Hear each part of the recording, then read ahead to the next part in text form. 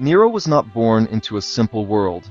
He was born into the heart of Roman imperial power, a world of whispers, plots, and poison. His family, the Claudians, was the first dynasty to rule Rome. It was a family that had already seen its share of brutal politics and suspicious deaths. His great-great-grandfather was Augustus, the founder of the empire.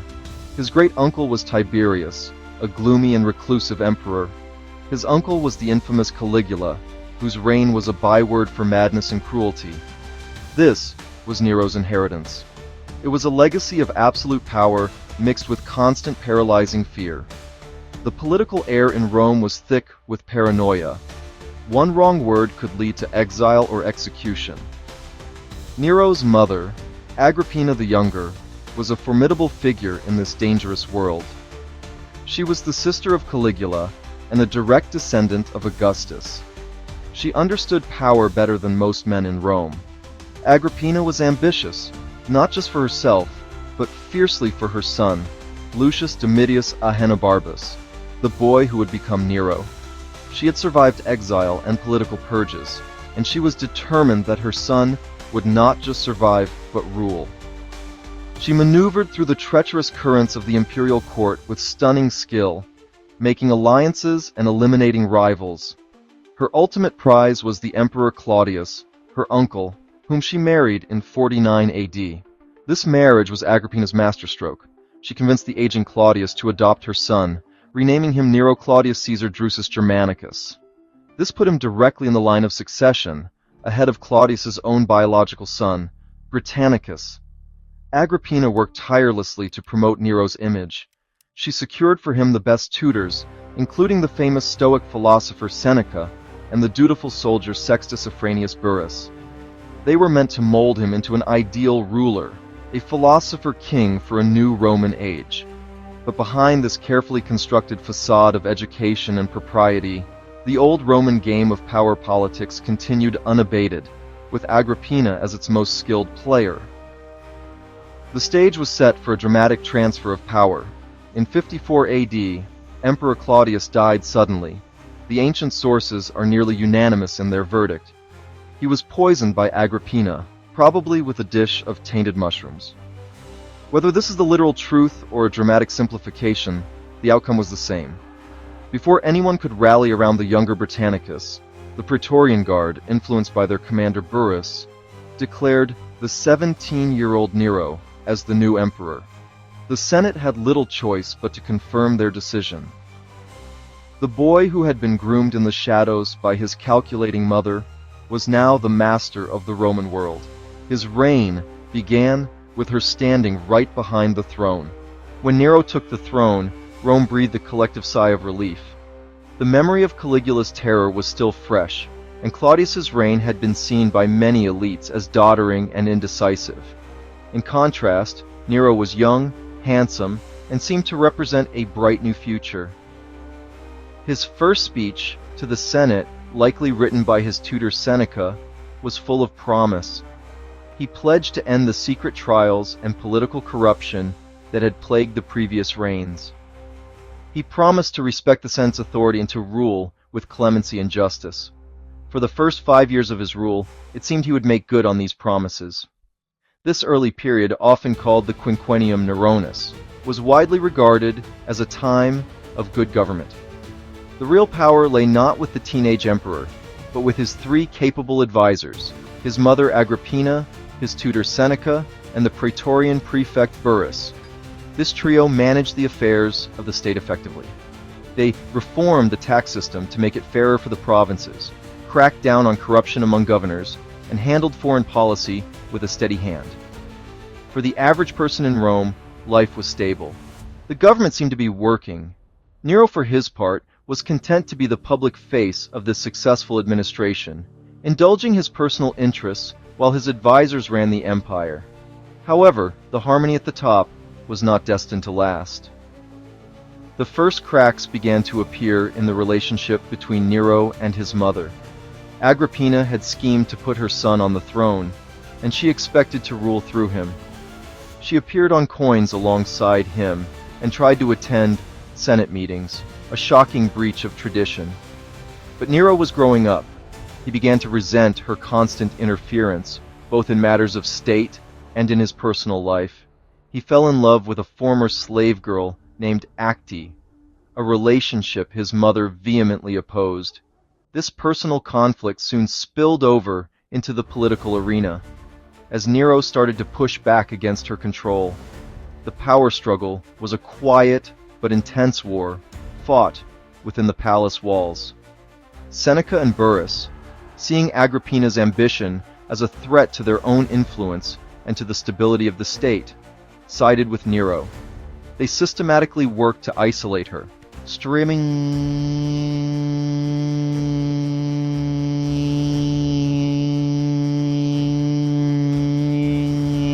her Praetorian bodyguard. By 55 AD, she had been removed from the imperial palace and her political power was effectively broken. In the same year, Nero's potential rival, the young Britannicus, died suddenly at a dinner party. The ancient sources again cry poison, pointing the finger directly at Nero. It was a dark omen.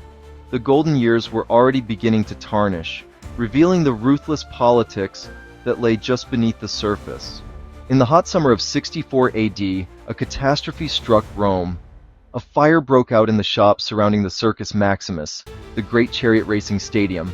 Fanned by a strong wind, the flames spread rapidly through the city's densely packed neighborhoods. For 6 days and 7 nights, the fire raged uncontrollably. It would eventually destroy or damage 10 of Rome's 14 districts. It was an urban disaster on an unimaginable scale. Hundreds of thousands were left homeless. Ancient temples were reduced to ashes, and priceless works of art were lost forever. The heart of the empire was a smoldering ruin. This event would become the defining moment of Nero's reign. Nero himself was not in Rome when the fire started. He was at his villa in the coastal town of Antium. When news reached him, he rushed back to the city.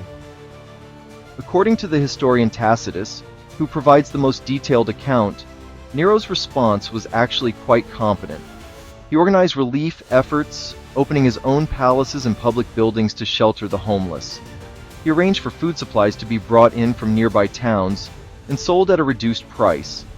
He also laid out a new urban plan for the rebuilding of the city, with wider streets, brick buildings, and guaranteed access to water. These were sensible measures for disaster recovery. Despite these efforts, sinister rumors began to circulate. People needed someone to blame, and their suspicion quickly fell upon the emperor himself. The most famous story, the one that is echoed through history, is that Nero fiddled while Rome burned. This is almost certainly a myth. The fiddle had not yet been invented, though it was said he sang a song about the fall of Troy while watching the inferno from his palace tower. This image, whether true or not, captured a sentiment that the emperor was detached, even pleased, by the destruction. Some whispered that he had started the fire deliberately to clear land for his ambitious new building project, the Domus Aurea, or Golden House. The evidence for Nero's involvement is purely circumstantial and based on hostile gossip. No credible ancient source claims to have proof that he ordered the fire. In fact, starting a fire in a city like Rome was incredibly risky. It was almost impossible to control. The fire likely started by accident, a common occurrence in a city full of wooden tenements and open fires.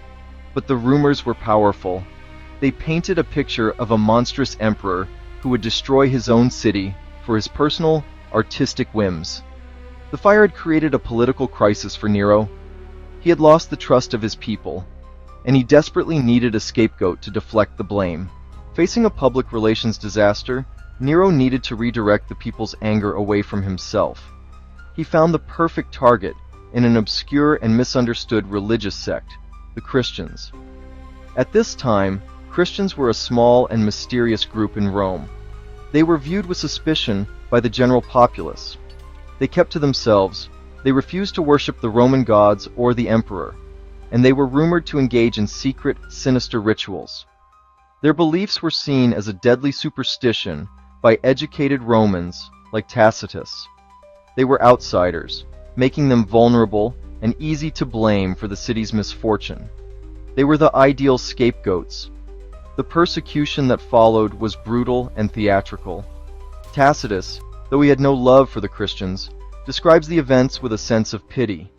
He reports that Christians were rounded up and forced to confess not necessarily to arson, but to a general hatred of the human race. Their punishment was turned into a public spectacle. Some were dressed in animal skins and torn apart by dogs in the arena. Others were crucified. The most horrific punishment involved covering victims in pitch and setting them on fire to serve as human torches, illuminating Nero's garden parties at night. It is important to understand the context of this persecution. This was not a systematic, empire-wide campaign against Christianity. It was a localized, opportunistic act of political scapegoating confined to the city of Rome. There was no law at this time explicitly banning Christianity. The persecution was likely justified under general charges of arson or public order offenses. For Nero, the goal was not to eradicate a religion he barely understood. The goal was to provide a satisfyingly gruesome spectacle that would distract the Roman mob and put an end to the rumors that he himself had burned the city. The Christians were simply collateral damage in a political game. Nevertheless, this event had a profound and lasting impact on the history of Christianity. It marked the first major state-sponsored persecution of the new faith and established a dangerous precedent. It also created the first Christian martyrs, whose stories would become central to the identity of the early church. The apostles Peter and Paul are traditionally believed to have been executed in Rome during this period. For later Christian writers, Nero became the archetypal villain, the Antichrist himself. The memory of his cruelty, filtered through the lens of martyrdom, would ensure that his name would be forever associated with tyranny and evil, shaping his legacy for centuries to come. As Nero's reign progressed, the moderating influences of Seneca and Burrus faded away. Burrus died in 62 AD, possibly from natural causes, though some suspected poison. Seneca, finding his influence waning, retired from public life. Nero was now his own man, free to indulge his passions without restraint. And his greatest passion was for the arts. He saw himself not as a statesman or a general, but as a supreme artist. He composed poetry, played the lyre, and sang in public. He even competed in artistic competitions which, as the emperor, he was always guaranteed to win. This behavior was deeply shocking to the Roman elite. For the traditional Roman aristocracy, public performance was for actors, singers, and slaves, not for the emperor. For Nero to appear on a stage was a scandalous breach of decorum, or dignitas. It undermined the gravity and authority of his position. But Nero didn't care. He craved the applause of the crowd. In 67 AD, he embarked on a grand tour of Greece, the cultural heartland of the ancient world. He competed in all the major artistic festivals, including the Olympic Games, which he had rescheduled to coincide with his visit. He collected over 1,800 victory wreaths, a testament not to his talent, but to the fact that no judge would dare rule against the Emperor of Rome. This artistic obsession was matched by an equally stunning level of extravagance. After the Great Fire, Nero seized a vast tract of land in the center of Rome to build his new palace, the Domus Aurea, or Golden House. This was not just a building, it was a sprawling complex of villas, gardens, an artificial lake, and even a 35-meter-tall bronze statue of himself. The interiors were famously lavish, with gilded ceilings, inlaid jewels, and dining rooms that showered guests with flowers and perfume. While this project showcased innovative Roman engineering and art, for many it was a symbol of Nero's self-indulgence, built on the ashes of the city and paid for by draining the treasury. Alongside this extravagance grew a pattern of paranoia and cruelty. The Pisonian conspiracy of 65 AD, a plot against his life involving several prominent senators, revealed the extent of the opposition against him. Nero's response was swift and brutal. a wave of executions and forced suicides followed, eliminating not just the conspirators, but anyone he suspected of disloyalty. Among the victims was his old tutor, Seneca, who was compelled to take his own life. Nero had already been implicated in the deaths of his stepbrother Britannicus and his mother Agrippina, whom he had murdered in 59 AD. Now he also had his wife Octavia executed to marry his mistress Poppaea. The promising youth had become a feared tyrant.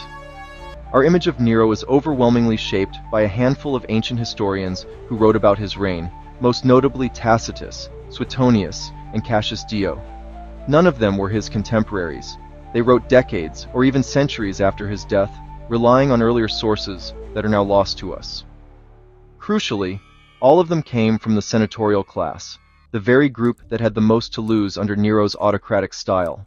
They wrote for an audience of their peers, and their perspective was deeply colored by their political sympathies and their nostalgia for a time when the Senate held more power. Their accounts are not neutral journalism, they are moralizing histories with a clear agenda.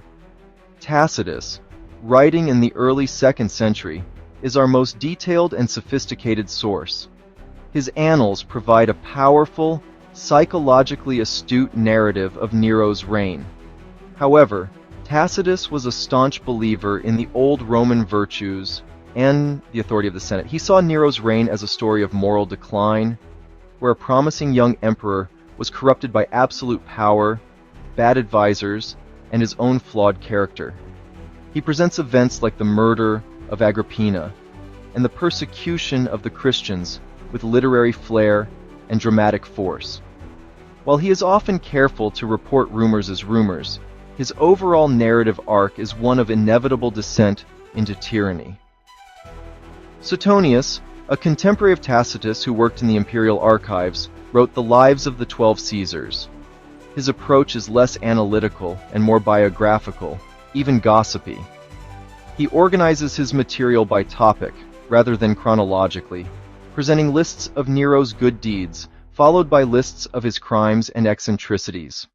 Suetonius is a master of the memorable, shocking anecdote. It is from him that we get many of the most lurid stories. Nero's incestuous relationships, his bizarre sexual depravities, and the infamous tale of him kicking his pregnant wife Poppaea to death. While these stories make for exciting reading, their historical accuracy is often impossible to verify. They are more like character assassination than objective history. Cassius Dio, writing a full century after Tacitus and Suetonius, provides a later perspective. A Greek senator who wrote a monumental history of Rome, his work on Nero survives mostly in later summaries. His account largely follows the same hostile tradition established by his predecessors. He confirms many of the same stories of cruelty and excess, viewing Nero through the lens of a Greek intellectual who believed Romans should behave with more dignity. Together, these three writers created a powerful and remarkably consistent portrait of Nero as a monster. Because their work survived, and the sources that might have offered a different view did not, their version of the story became the definitive one for nearly 2 millennia. By 68 AD, Nero's position had become untenable. His extravagance had bankrupted the state. His artistic pretensions had alienated the traditional elite. His purges and executions had created an atmosphere of terror. Most importantly, he had lost the support of the one group that truly mattered for an emperor's survival, the army. The final crisis began not in Rome, but in the provinces. In March of that year, Gaius Julius Vindex, the governor of Gallia Lugdunensis, what we now know as France, openly rebelled against Nero. Vindex, a senator of Gallic origin, denounced Nero as a tyrant and a disgrace to the Roman name. Vindex did not aim for the throne himself.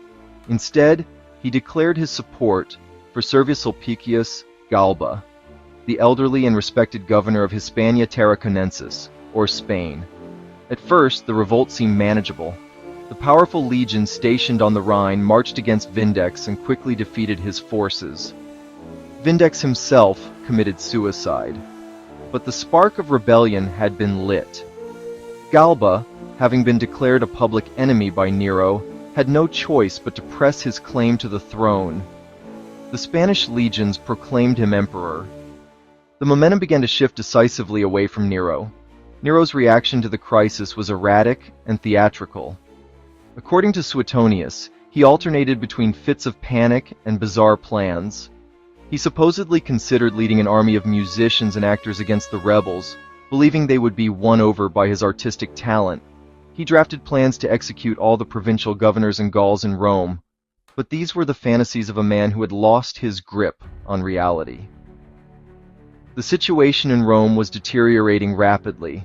The Praetorian prefect, Nymphidius Sabinus, saw his opportunity. He bribed the Praetorian Guard to abandon Nero and declare their allegiance to Galba. With his personal bodyguards gone, Nero was utterly defenseless. The Senate, which had lived in fear of him for years, saw its chance. They declared Nero a public enemy, or hostis, and sentenced him to be beaten to death. The last Julio-Claudian emperor was forced to flee the palace in disguise, taking refuge in a villa belonging to one of his freedmen just outside the city. As he heard the hoofbeats of the soldiers sent to arrest him, he realized there was no escape. With the help of his secretary Epaphroditos, Nero took his own life, stabbing himself in the throat. His famous last words, as reported by Suetonius, were, "Qualis artifex pereo," "What an artist dies in me." For centuries, the verdict of the ancient historians stood unchallenged. Nero was the fiddling tyrant, the Antichrist, the epitome of Roman decadence and cruelty. But in the last few decades, modern historians have begun to look at the evidence more critically. They have started to question the biases of the senatorial sources, and to piece together a more nuanced and complicated picture of the man and his reign. This reassessment does not aim to turn Nero into a hero. The evidence for his brutality, particularly towards his own family and the political elite, is too strong to ignore. Instead, it seeks to understand him within the context of his time. One of the key areas of this reassessment is his provincial and economic policy. While the elites in Rome may have despised him, there is evidence to suggest that Nero was quite popular in the eastern provinces, particularly in the Greek-speaking world. His love of Greek culture was genuine, and his grand tour of Greece was accompanied by a declaration of freedom for the province, which included significant tax exemptions. After his death, several false Neros appeared in the East, charismatic impostors who were able to gather a following precisely because the real Nero was remembered fondly there. This suggests a more complex legacy than the simple tyrant of Roman lore. Even his most infamous project, the Domus Aurea, is being reevaluated. While undoubtedly an act of massive self-aggrandizement, it was also a masterpiece of Roman engineering and art. Its architects, Severus and Celer, pioneered the use of concrete to create vast vaulted spaces and domes, innovations that would shape the future of Roman architecture, culminating in masterpieces like the Pantheon.